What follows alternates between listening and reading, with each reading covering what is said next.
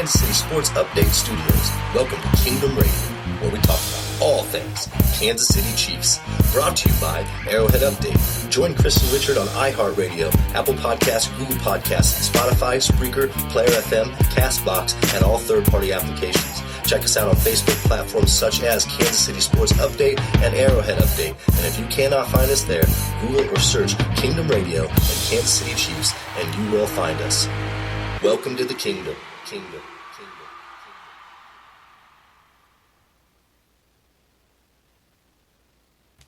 How are we doing, Chiefs Kingdom? Hey, it is Wednesday, June 19th. And we have a lot to discuss tonight here in Chiefs Kingdom. And what did you all think of the new introduction? I mean, that's really something. And I'll get into that here in a minute. But before I do that, I want to introduce my co-host and our senior NFL analyst, kris-chavez. How we doing tonight, Chris? I'm doing fantastic, man. I'm wanting to get into a mosh pit after that intro, dude. That was awesome. It really is a great introduction, and I really couldn't be happier with the outcome of that. And look, I want to give a quick shout out to the man behind this introduction, Sean-akio, with Sean-akio Audio Solutions. You can check him out on SoundCloud.com/Sean-akio, and I'm going to spell that out for you just so you know. SEANAKIO. Also look him up on Facebook as well. But that is the man behind the sound, and we could not be happier. So big shout out to you, Sean. Thank you. Really, really appreciate it. So let's get right into it tonight, Chiefs Kingdom. We got a nice show to talk about. We're going to start off with special teams, and then we're going to talk about the most underrated defensive player in Kansas City Chiefs history, as well as the no-look pass segment, and also we're going to do the season preview tonight. So we really got a loaded show, and we're going to hop right into it. So to start things off, we're going to talk about special teams. Obviously, it starts with Dave Tobe, and works down from there. So Chris, kind of start us off here with special teams. What do you have cooking there in the house? This is really hard to cover, Chiefs Kingdom. I want you to know that. But Chris, take off on that. Well, coming into the season now, we've got a very deep returning class, or returning core.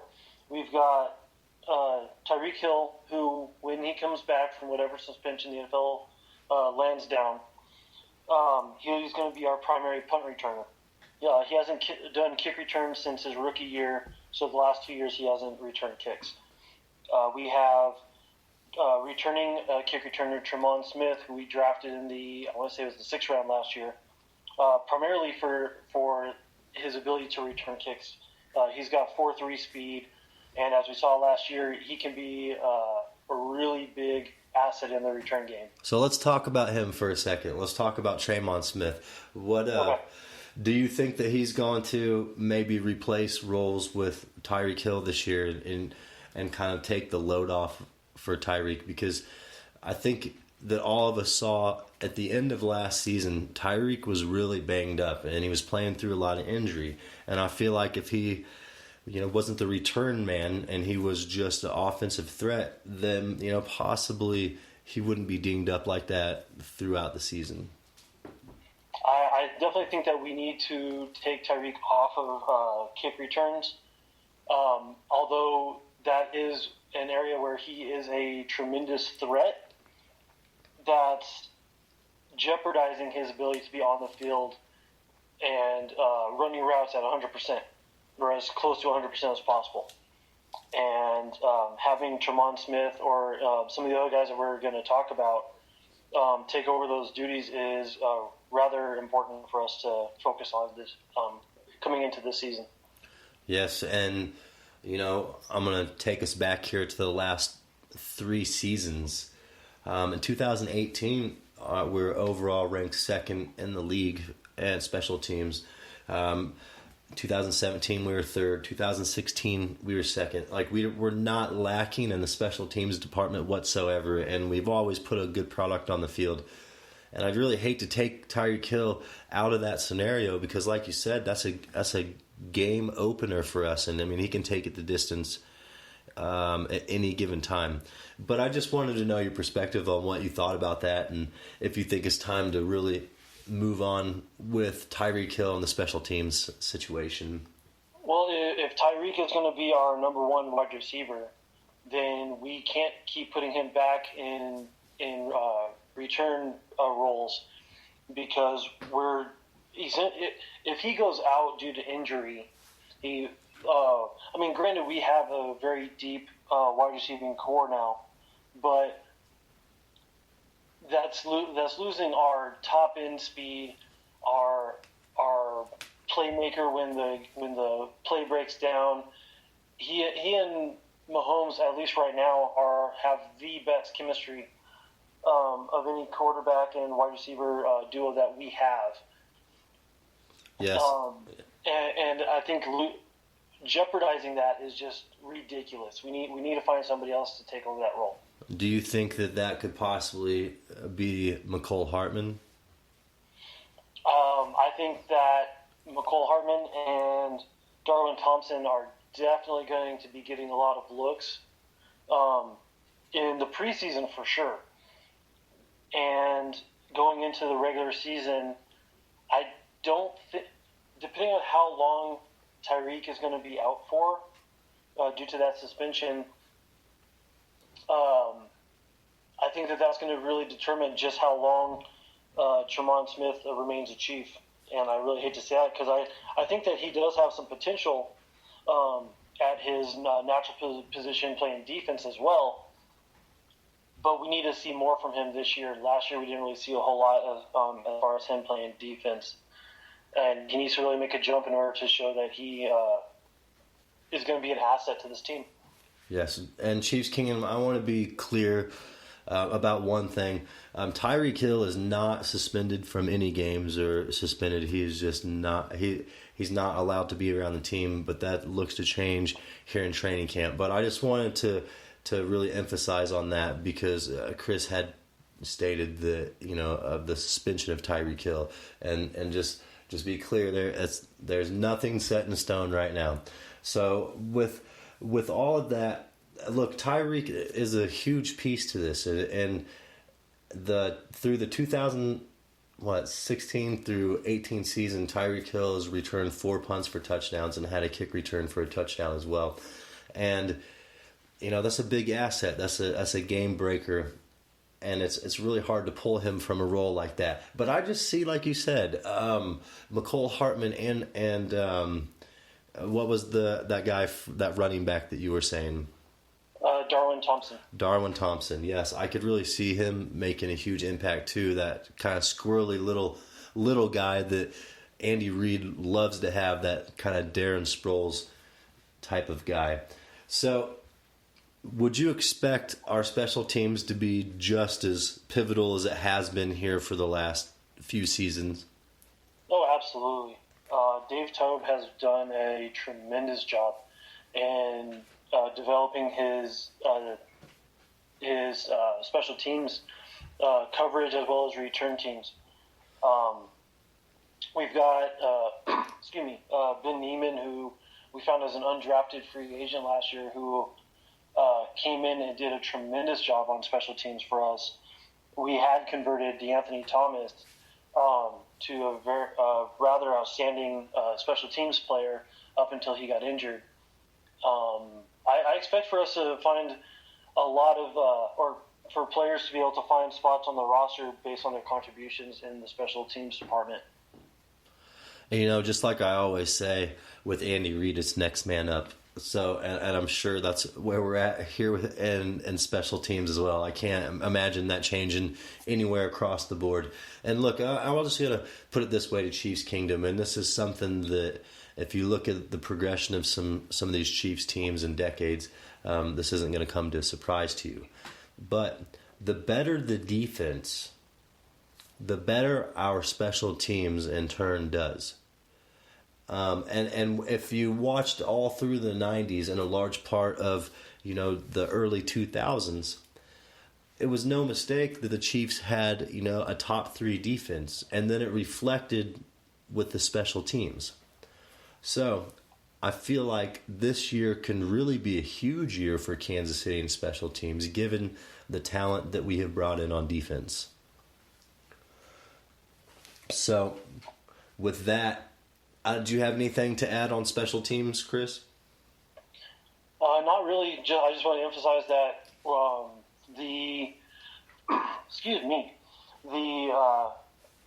at the end of the roster, the bottom half of the roster coming out of training camp, it's going to be comprised of players who have been major special teams contributors.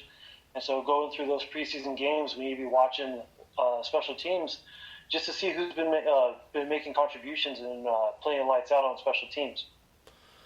Yes, and that's really a key important factor. And honestly, for these young guys to get their foot in the door and get their feet wet, special teams is really how you get into a starting role on offense or defense. So you are right. We really need to keep an eye on the depth, because that's really what is going to turn out into our special teams. So we're going to switch gears here. Let's go into our second segment here, and it is the most underrated defensive player in Kansas City Chiefs history. And I personally am going to take off on this topic. I want to talk about two-time Pro Bowler, played from the 1995 to 2000 season with the Kansas City Chiefs. We're talking about a guy who accumulated 21 interceptions, 6 sacks, 2 forced fumbles, 4 defensive touchdowns, and 6 fumble recoveries. We're talking about James Hasty. And James Hasty was a pivotal piece of Marty Schottenheimer's defense, because this man was like our Honey Badger or our Eric Berry. He could play all over the field. He really was a dominant force, and he played both cornerback roles and free safety. So he played all over the defensive secondary. He really is one of the most overlooked players in Chiefs history. 94 career games with Kansas City and 90 career starts. Let me hear your take a little bit on James Hasty, Chris. So way back in the day, when I first became a Chiefs fan, I remember hearing James Hasty's name. Pretty much whenever Derek Thomas wasn't making a tackle, I was hearing James Hasty's name being thrown out there. And he's definitely one of the building blocks of my fandom. And he certainly wasn't the only one, but I remember just watching him play and seeing him all over the field. A very versatile player who contributed a lot on defense. He really was a force to be reckoned with, and people forget about players like that. But you gotta reflect, and you gotta remember the guys that got in there and were gritting and grinding, because that's not an easy position, especially back in that football era when they were still taking heads off. I mean, James Hasty was a headhunter. Let's be honest. And he was really, really good at it. So, hey, look, James Hasty, I've given you your credit. You're my most underrated defensive player in Kansas City Chiefs history. Now we're going to switch gears to Chris. Chris, who was your most underrated player? So the player that I selected played with Hasty and played with 2 outstanding cornerbacks as well, which is kind of one of the reasons why he often got overlooked. And I'm going to be going with, excuse me, coughing like crazy tonight, Kevin Ross, who we drafted in 1984, and whose career went for 11 years, all the way up to, not 11, until 1997. He was drafted a Chief, he retired a Chief, but he was gone for about 3 years there. He played in 204 total games throughout his career, and he had 38 interceptions, return for touchdowns, 6 forced fumbles, 15 recoveries, and he also ended up getting 5 sacks. And the one thing that I also want to throw out there is prior to the 92 season, they didn't keep track of forced fumbles. And so he probably has some more to his credit on there, but on his stat sheet, that's just not showing up. And that makes a lot of sense, and I guarantee that he was, because if you look at the stats, he's just like James Hasty in a way. Ball hawks, every stat that you across with him, interceptions for touchdowns, fumble recoveries, sacks, forced fumbles. I mean, Kevin Ross really was a defining player for the early 90s Marty Schottenheimer defense. He complemented Derek Thomas very, very well for somebody who was in the secondary. Yeah, and he was able to make Pro Bowl 2 years in a row back in 1989 and 1990. But those weren't even his most impressive years. Some stats that kind of jump out to me: his rookie year, he had 6 interceptions and for a total of return yards of 124. And he did have 1 return for a touchdown. And then in 92, 8 years into his career, he only had 1 interception, but he returned it 99 yards. Yes. Which back then was almost unheard of. Right. Kevin Ross was a man of mans on that Kansas City defense, that's for sure. And realistically, look, the Kevin Ross that we're talking about, pre Derek Thomas, he was the defense.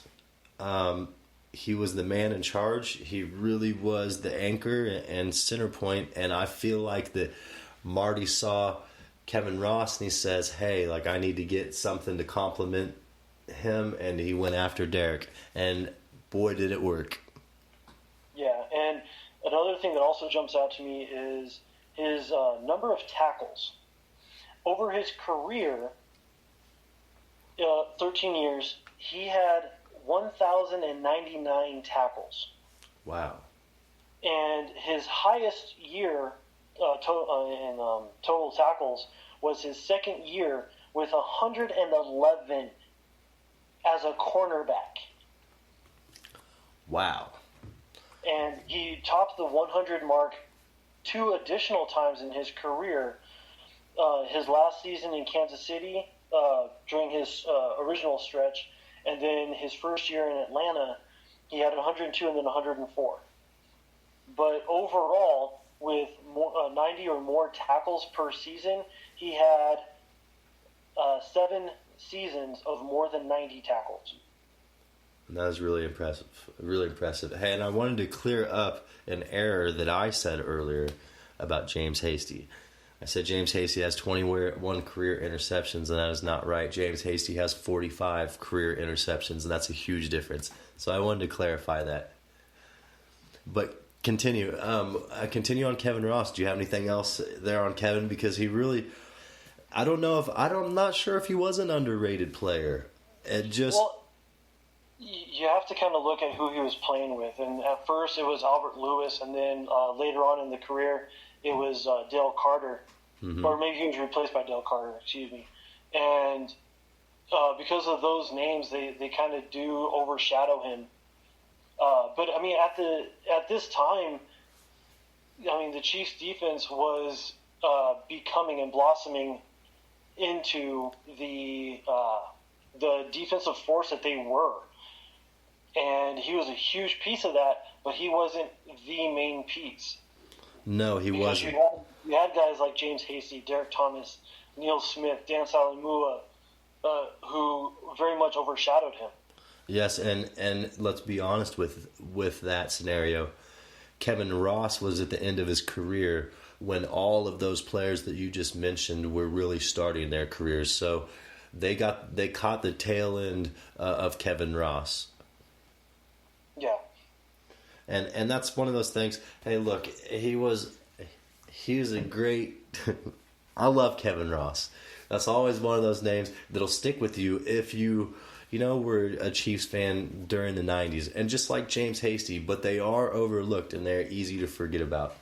So with that being said, that is our most underrated defensive player defensive players of all time list, and James Hasty and Kevin Ross are me and Chris's picks. Obviously, it doesn't surprise me he stayed in the defensive secondary, but that is our segment. This is the No Look Pass, brought to you by Sean-Akio Audio Solutions, providing everything from simple background audio to complex creative audio pieces. Bring your project to life with Sean-Akio Audio Solutions. All right, Chris, we are here to do the No Look Pass, and I always love this. This is a great way to interact with the community, and I'm going to start off with the No Look Pass tonight. And fans, if you're not familiar with that, me and Chris ask each other a question to catch each other off guard and see where our mental standpoint is with football. So it's kind of a genuine statement from both of us. But mine is a multiple choice question. A multiple choice question. What do you think about that, Chris? True. Not a choice. So let's kick off here. What was the score to our only Super Bowl victory? And this is Super Bowl IV against the Minnesota Vikings. A, 21-7. B, 24-14. C, 23-7. Or D, 10-7. Well, going through school, they always told me to go with C when you don't know. But I feel pretty confident, and I could be wrong here, I'm not going to lie. But I feel pretty confident going with A. So, A, 21-7 is your final answer. That is my final answer. Okay. You always go with your intuition, Chris, and you know this. You always follow your intuition, and you never steer away from it. The correct answer is actually C, 23-7, Kansas City over the Minnesota Vikings in Super Bowl IV. Okay, so to all you kids out there, pay attention to that advice I just gave you. When you don't know, you go with C. Exactly. So, Chris, with that being said, what is your no-look pass for me this evening? Okay, so having listened to your show and been talking to you for over a year now, I know that last year you were really high on Breland Speaks. My question to you is kind of a two-parter. Well, it's more of one. But where are you on Breland Speaks? Because in recent weeks, when we've kind of been talking about defense and defensive ends, you don't seem to be as high on him as you have been in the past. So what's up? Very nice touch. Very nice touch on that no-look pass. And here's my thing with Breland Speaks. And I've touched base about this scenario before, but haven't really honed in on just Breland Speaks. I see a lot of potential in him. I also see a guy who let Tom Brady out of his grasp and let him walk in for a touchdown in one of the most important points in team history. Do I feel like he's going to fit Spag's scheme well? Yes. Do I feel like he's going to start? Possibly. Yes. Yes, I do. I feel like he's going to start. I haven't seen anything from him, to be perfectly honest with you, and that's my biggest problem is I don't have a comment either way because I feel like we don't have any film on the guy. We haven't seen him do anything. I feel like he was riding the coattail of our last defensive coordinator, and he hasn't really got a chance to prove himself yet. So, with that being said, with our new defensive coordinator, our new scheme, I feel like that he's going to have his breakout season this year, and everything that I thought he was going to be, he'll show this year, because I think he's one of those players, Chris, that he has to have that supporting cast for him to shine as well. He needs a big defense for him to have a big season. Okay. You brought up something in your answer, and I just want to touch on that for just a second. Mm-hmm. You said that you view him as potentially starting at some point. Do you mean this year, or do you mean sometime while he's still under contract with us? I think there's a possibility of him starting this year. It really depends on him, and that's one of those things that if he's got guys to pick him up around him and lead him like the Honey Badger and Clark, and we've got some vocal guys on defense, so I feel like he's not going to be left in the dust like he was in our last defense to just be hung out to dry. And so Bob Sutton really just had no gas left in the tank to put the energy into these guys. So he's an unfinished product, but I feel like that he's going to have a breakout season this season. Okay. So hey, look, that's our no-look pass for this evening. And look, y'all, I really want you to check out sean-akio. I really like him. Sean-akio Audio Solutions. He was the one who did our introduction tonight, and it really is amazing. He's going to continue to do work for us. So you'll be seeing some more of his work showcased here throughout the show on Kingdom Radio. So with that being said, let's switch gears here again. Look, we're going to smash up in here into fourth gear, and let's cruise on out of this show. We have the season preview brought to you by Arrowhead-update, and we are on week 7. And look, this is Denver Broncos at Mile High Stadium on a Thursday night game. Am I on the right one? Yeah, primetime game. Thursday night game, primetime game. What's your take, Chris? This is a big-time game, and it could be more pivotal for Denver at this point in the season than Kansas City. First off, I want to call out Chiefs Wire. They're saying or claiming that Denver is going to be a team that will potentially or will threaten the Chiefs' divisional title. And looking at the state of their franchise, of their team, and everything that's going on, that's absolutely ridiculous. And that's no disrespect to the Broncos, but they're in a transition. They're changing up everything. They've got a new head coach, a new offensive coordinator who's never been an NFL offensive coordinator, and you got a new quarterback coming in as well. There is so much going on with this team that for them to be a contender right now is kind of ridiculous. Could they be there next year or the year after? Absolutely, they could. But this year, there is absolutely no way for that to happen. Okay, so I want to ask you a few questions about that because I'm with you on that one, but I'm not sure if I'm as rock solid.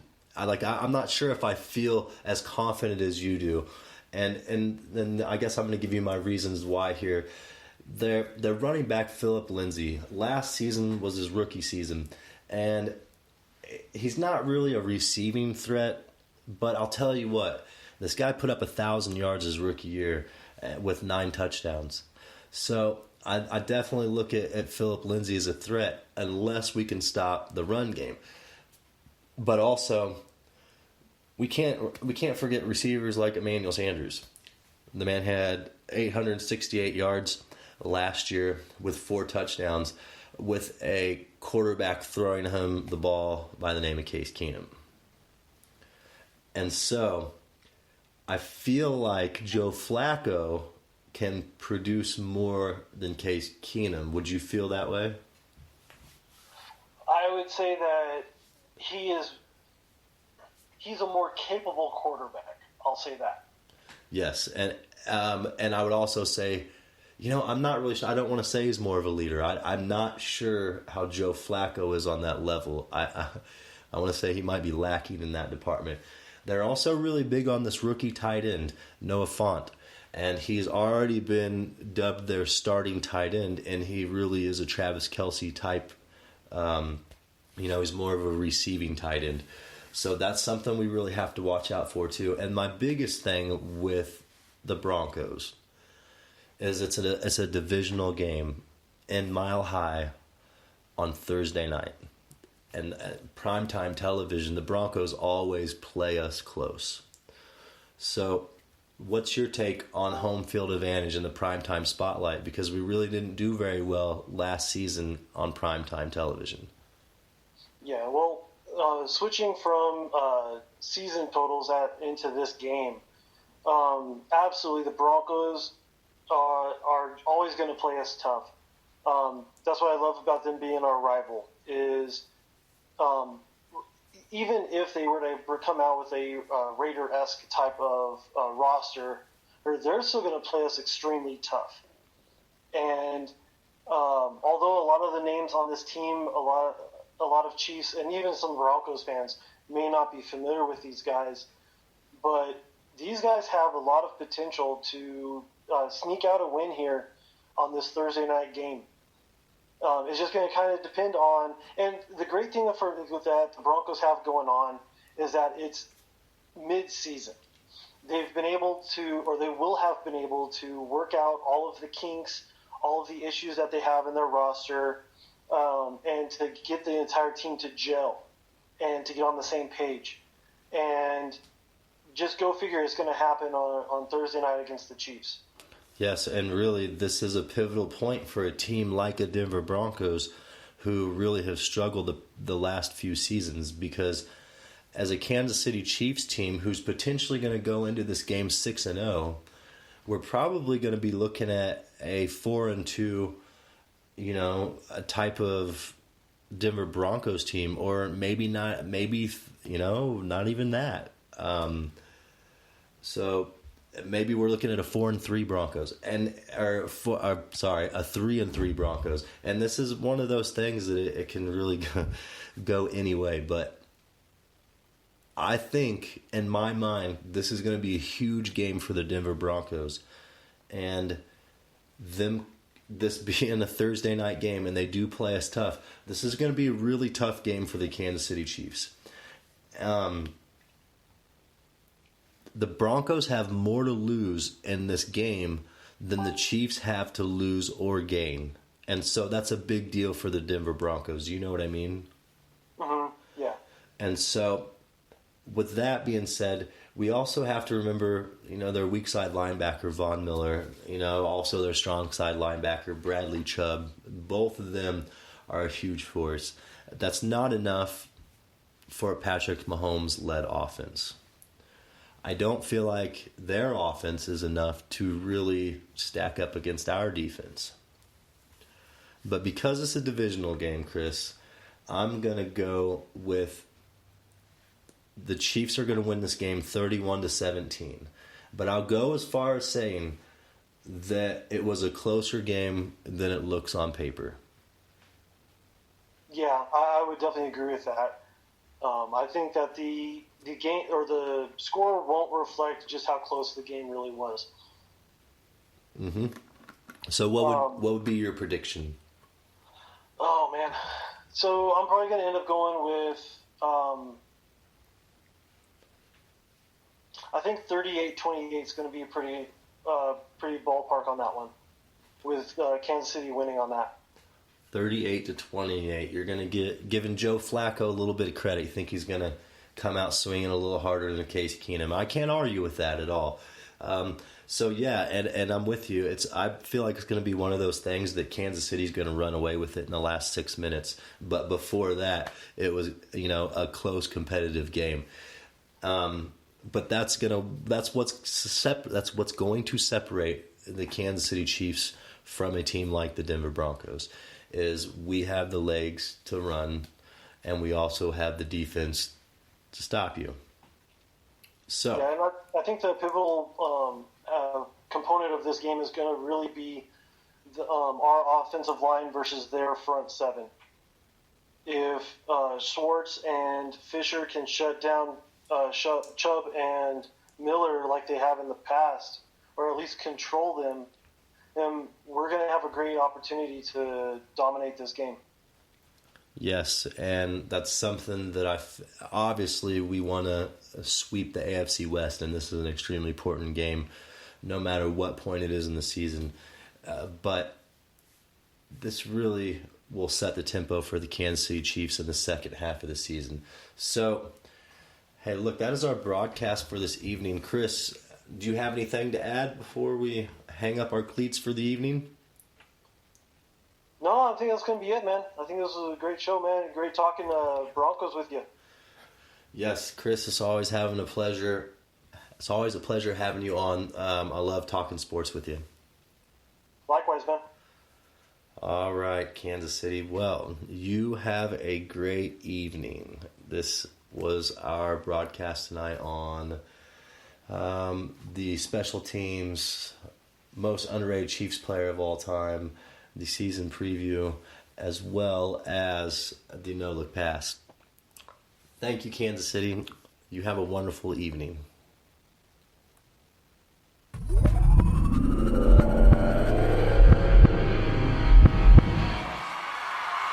From the Kansas City Sports Update Studios, welcome to Kingdom Radio, where we talk about all things Kansas City Chiefs. Brought to you by Arrowhead Update. Join Chris and Richard on iHeartRadio, Apple Podcasts, Google Podcasts, Spotify, Spreaker, Player FM, CastBox, and all third-party applications. Check us out on Facebook platforms such as Kansas City Sports Update and Arrowhead Update. And if you cannot find us there, Google or search Kingdom Radio and Kansas City Chiefs, and you will find us. Welcome to the Kingdom.